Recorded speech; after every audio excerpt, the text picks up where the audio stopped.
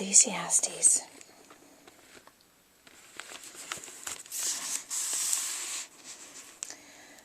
The book of Ecclesiastes takes the reader along on the adventurous quest for meaning in life.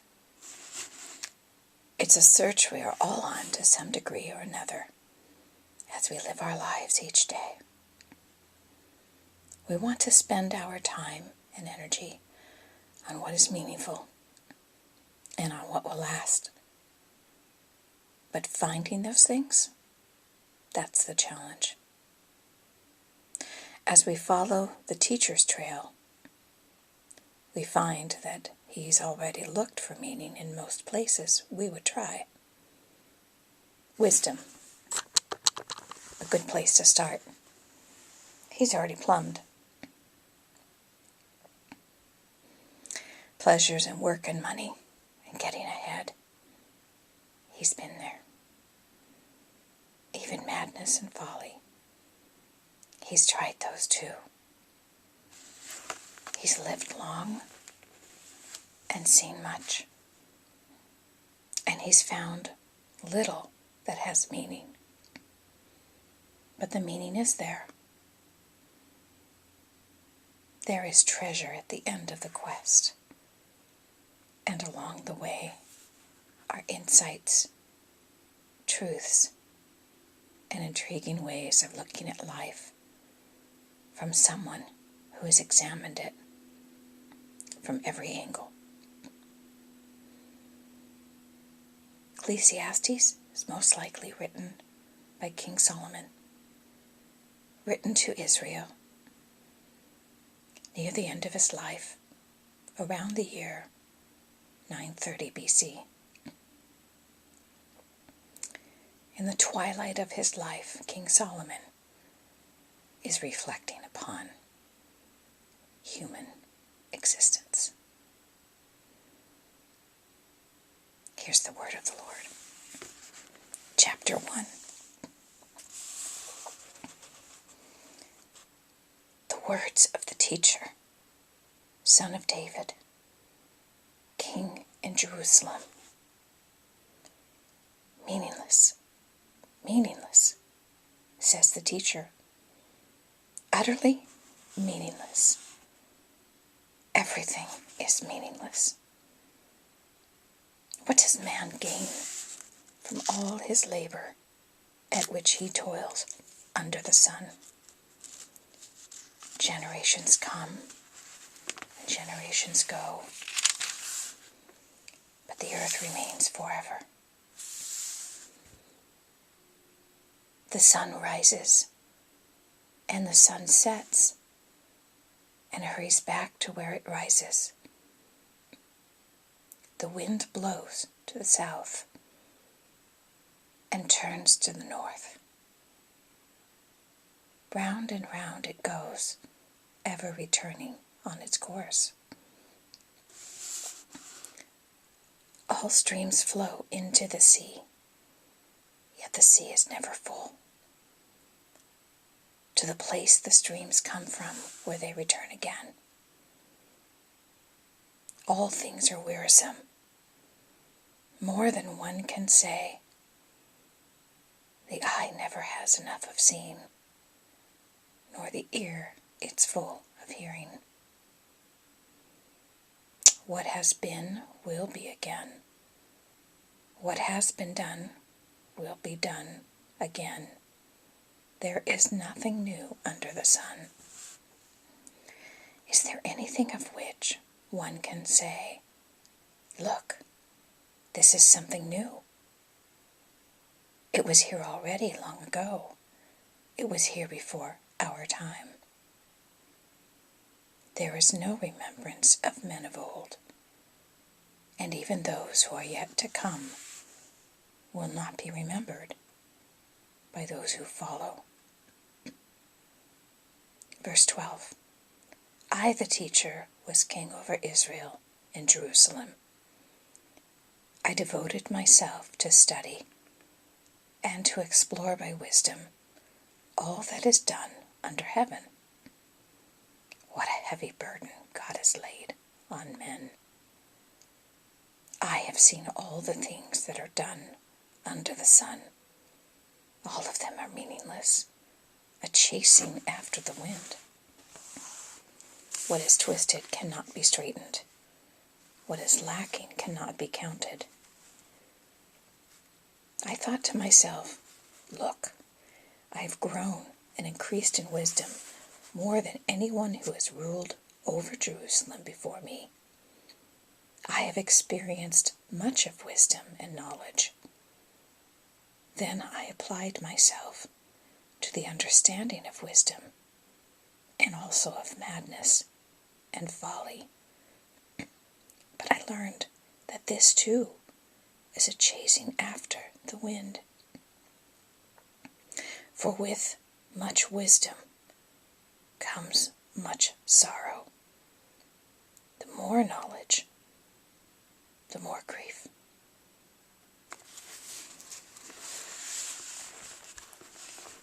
Chapter 2. I thought in my heart, come now, I will test you with pleasure to find out what is good. But that also proved to be meaningless. Laughter, I said, is foolish. What does pleasure accomplish? I tried cheering myself with wine and embracing folly, my mind still guiding me with wisdom. I wanted to see what was worthwhile for men to do under heaven during the few days of their lives. I undertook great projects. I built houses for myself and planted vineyards. I made gardens and parks and planted all kinds of fruit trees in them. I made reservoirs to water groves of flourishing trees. I bought male and female slaves and had other slaves who were born in my house. I also owned more herds and flocks than anyone in Jerusalem before me. I amassed silver and gold for myself in the treasure of kings and provinces. I acquired men and women singers, and a harem as well, the delights of the heart of man. I became greater by far than anyone in Jerusalem before me. In all this, my wisdom stayed with me. I denied myself nothing my eyes desired. I refused my heart no pleasure. My heart took delight in all my work, and this was the reward for all my labor. Verse 11. Yet when I surveyed all that my hands had done and what I had toiled to achieve, everything was meaningless, a chasing after the wind. Nothing was gained under the sun. Then I turned my thoughts to consider wisdom and also madness and folly. What more can the king's successor do than what has already been done? What more can the king's successor do than what has already been done? I saw that wisdom is better than folly, just as light is better than darkness. The wise man has eyes in his head, while the fool walks in the darkness. But I came to realize that the same fate overtakes them both. Verse 15, then I thought in my heart, the fate of the fool will overtake me also. What then do I gain by being wise? I said in my heart. This too is meaningless. For the wise man, like the fool, will not be long remembered. In days to come, both will be forgotten. Like the fool, the wise man too must die. Verse 17, so I hated life because the work that is done under the sun was grievous to me. All of it is meaningless, a chasing after the wind. I hated all the things I had toiled for under the sun, because I must leave them to the one who comes after me. And who knows whether he will be a wise man or a fool? Yet he will have control over all the work into which I have poured my effort and skill under the sun. This too is meaningless.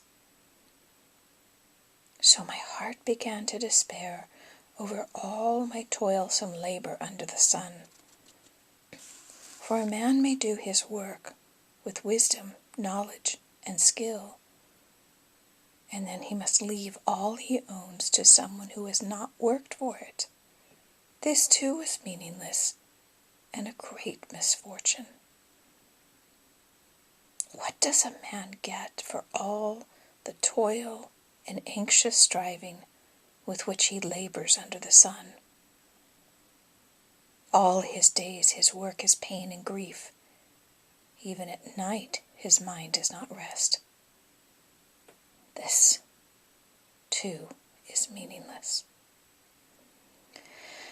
A man can do nothing better than to eat and drink and find satisfaction in his work.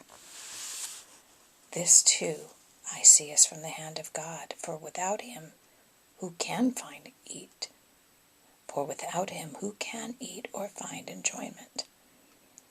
To the man who pleases him, God gives wisdom, knowledge, and happiness. But to the sinner, he gives the task of gathering and storing up wealth to hand it over to the one who pleases God. This too is meaningless, a chasing after the wind. Chapter 3. There is a time for everything, and a season for every activity under the sun. A time to be born, and a time to die. A time to plant, and a time to uproot. A time to kill, and a time to heal. A time to tear down, and a time to build. A time to weep, and a time to laugh. A time to mourn, and a time to dance. A time to scatter stones, and a time to gather them. A time to embrace, and a time to refrain. A time to search, and a time to give up. A time to keep, and a time to throw away. A time to tear, and a time to mend. A time to be silent, and a time to speak. A time to love, and a time to hate. A time for war, and a time for peace. Verse 9. What does the worker gain from his toil? I have seen the burden God has laid on men. He has made everything beautiful in its time. He has also set eternity in the hearts of men, yet they cannot fathom what God has done from beginning to end. I know that there is nothing better for men than to be happy and do good while they live, that everyone may eat and drink and find satisfaction in all his toil. This is the gift of God. I know that everything God does will endure forever. Nothing can be added to it, nothing taken from it. God does it so that men will revere him. Whatever is has already been, and what will be has been before. and God will call the past to account. Verse 16. And I saw something else under the sun. In the place of judgment, wickedness was there. In the place of justice, wickedness was there. I thought in my heart, God will bring to judgment both the righteous and the wicked, for there will be a time for every activity, a time for every deed.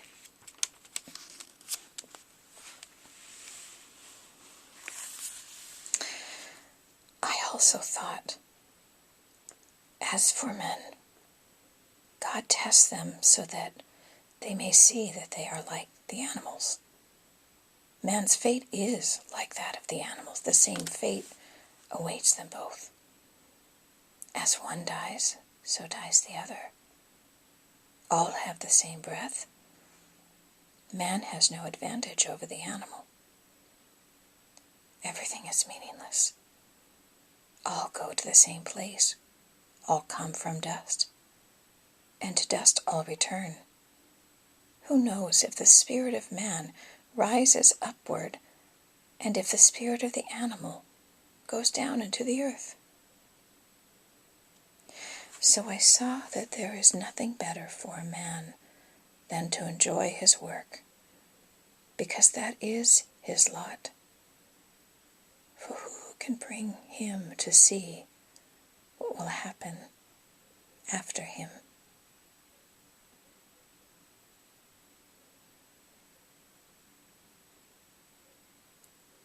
Sweet dreams.